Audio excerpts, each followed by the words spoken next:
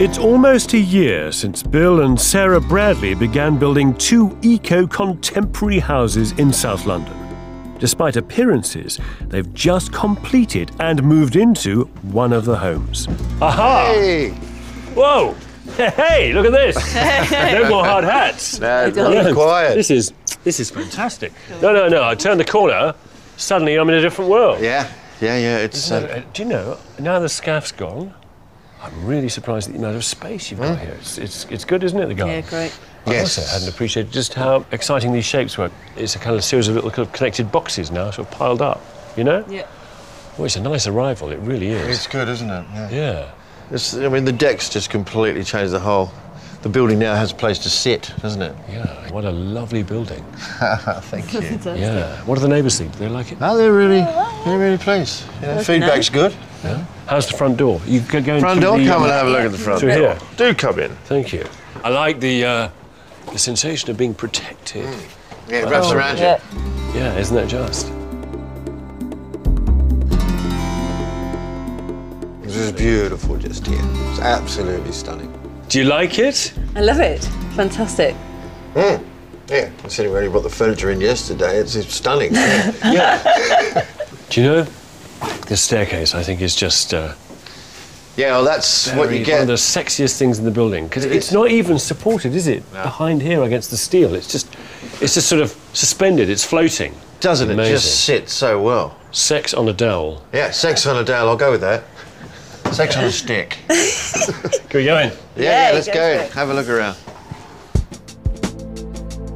Bill's four-bedroom family home is filled with cleverly designed and rather nicely crafted spaces. Considering it was built on such a cramped site, the house is surprisingly light and spacious. How is it? Oh, wow. This is right, Yeah. isn't it? Do you know, weird thing, I suppose it's because it was so full of junk for so long, and it was unpainted. It feels a lot bigger now. I guess that's the glass as well, and the fact that you can see right through the house, it kind of opens it up. That is true. Well, wherever you are in the building, of course, you claim, don't you, those outside areas. I mean, that central well there belongs to this room, but also to that room and to that corridor. You know, we've taken the footprint of the house to create it, but the rooms are bigger for it. That's interesting, isn't it? Yeah. Actually, you carve a bit of the house away, and it's bigger, not smaller. The glazed courtyard might have been a nightmare to get right, but what it does is extraordinary. It doesn't just introduce light, it magics space from nowhere and delivers views right through the building. Look, where's the wood? It's all laminate, it's all white. Well, I was a little bit worried about timber overkill, so we went for the white action. We've got recycled glass worktops. They're pretty sweet, aren't they? They're lovely. I tell you what, I love this. The nice architectural lines for the ply. It's beautiful. Yeah, it's gorgeous. It's furniture grade. Yeah. Again, architectural, isn't it? The engineered timber thing that's going throughout the house. And this is a bit of wood here. You've got a bit of timber. Yeah, a bit of a jungle in there. It's the bare grass. Yeah, it's a grass set in resin. Sarah found it in a magazine. So obviously With the lights, yeah. Yeah, backlit. But then you've also got some natural light as well, which I love, that little low window. You get this kind of great view out from Yeah, it's wonderful. this very, very sleek kitchen to the kind of grungy old wall outside. Yeah, it's lovely. This would be the larder. Oh, the big large. The big larder that I love. How lovely to be able to design a building and make it all yourself so that you get exactly what you want. It's fabulous, I love it. This passion for bespoke craftsmanship and for engineered wood emerges again in the luxurious timber-clad bathrooms. The edge-on plywood vanity units are a great success. Wherever possible, Bill saved space by building in fitted furniture. He's even found time to produce something more colourful for the bedroom. Is this going to take our weight, the staircase? Of course it is, my fave. Yeah, one at a time on the stairs. There's no real bounce in it. It's very good. I like this. This is great. It's like being in a winter garden. It's fantastic. You know, with that glass panel up there on the roof, you know, it's like a conservatory almost. Yeah, it's cool. There's so many different places to enjoy in this house. You keep walking around and finding a little spot, and it'll just halt you for a second, and you stand there and enjoy that vista and that space. And this courtyard just keeps revealing different things. And you and Jasmine are over here in these bedrooms here? Yep. Ah.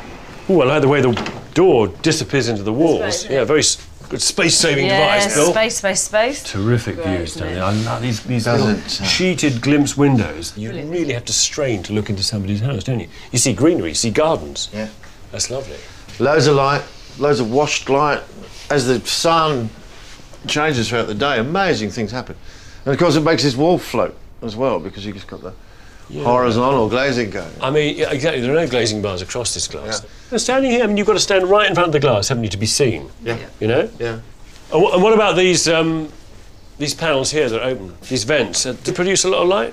Oh, actually, do you know? Yeah, they're not bad. doesn't it? Plus a bit of ventilation, I guess. Yeah, loads of ventilation. The windows and openings are all architectural triumphs. They open up the building and connect it to all the outside spaces without ever diminishing the sense of privacy or seclusion inside. But although these houses may well be beautifully crafted and considered, they do impose their character. They look a little like timber fortresses. What's it like to be here? How does it feel?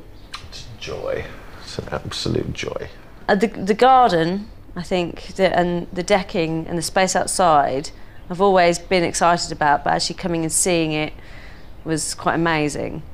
And I think the lighting was just something that I'd never seen before, because obviously I'd always been in daylight. So to come and see all the lights bouncing off all the windows and all the glass, and that was pretty awesome. What about you, Bill? I'm just sitting here kind of elated, you know, at home. And the transition is pretty well instant, and I'm just looking forward to relaxing and enjoying the space. Where are you financially? Up shit creek.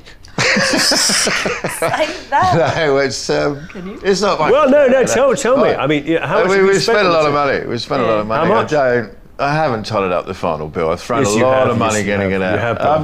We're kicking towards the £800,000. You'd spent double in a way. Yeah.